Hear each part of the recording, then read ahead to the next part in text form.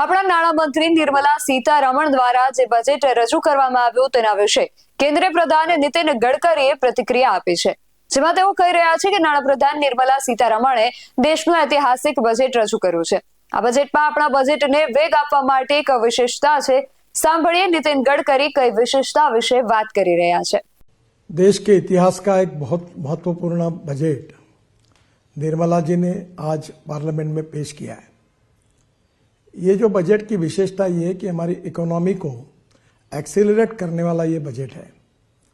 जहाँ तक इंफ्रास्ट्रक्चर को हर समय वित्त मंत्री प्राथमिकता देते हैं, इस समय भी हमारा बजट बढ़ा है, जिसके कारण इंफ्रा रोड सेक्टर में इसका बहुत बड़ा फायदा होगा। मुझे इस बात की खुशी है कि कृषि विभाग की ओर उन्होंने विशेष रूप से ध्यान दिया है। तिलहन हो, विशेष रूप से तेल बिया हो, इसके उत्पादन कैसे बढ़े और किसान आत्मनिर्भर कैसे बने, इसका भी विचार किया गया है। विशेष रूप से इनकम टैक्स के बारे में एक रिफॉर्म करके नया कानून लाकर इसको और सरलीकरण उसका करना, ये जनता के लिए बहुत बड़ी राहत होगी। और 12 लाख रुपए की उत्पादन के लिए इनकम टैक्स में जो राहत दी गई है वो भी बहुत महत्वपूर्ण है। विशेष रूप से मिडिल क्लास का विचार किया गया है और मध्यम वर्गीय, उसके साथ लोअर मिडिल क्लास और गांव गरीब मजदूर किसान, इसमें रोजगार कैसे निर्माण हो और सस्टेनेबल डेवलपमेंट कैसी हो, इसका विचार करते हुए इस बजट ने पब्लिक प्राइवेट इन्वेस्टमेंट को इनकरेज किया है। मुझे लगता है ये बहुत बड़ा सेक्टर है, जिसके कारण नए रोजगार निर्माण होंगे, ग्रोथ बढ़ेगी और निश्चित रूप से देश के विकास में उसका योगदान होगा। जहाँ तक ट्रांसपोर्ट सेक्टर है, हम 22 लाख करोड़ के फॉसिल फ्यूल इंपोर्ट करते हैं।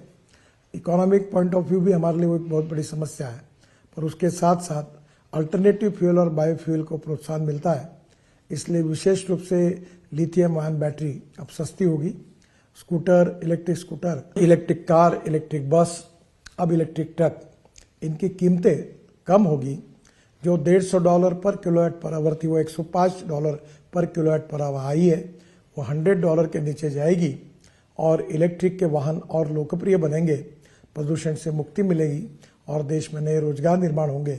इसके लिए भी उन्होंने विशेष रूप से जो टैक्स में रियासत दी है वो निश्चित रूप से बहुत उपयोगी है।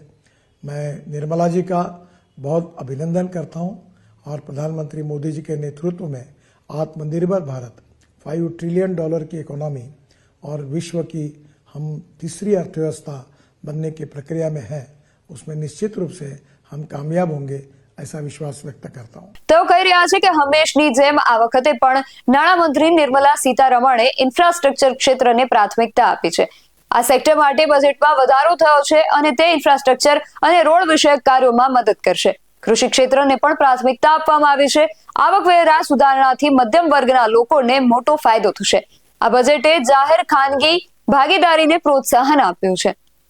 આવા જ વધુ અહેવાલો મેળવવા માટે જોતા રહો બેઝલાઇન ટીવી ન્યૂઝ। નમસ્કાર।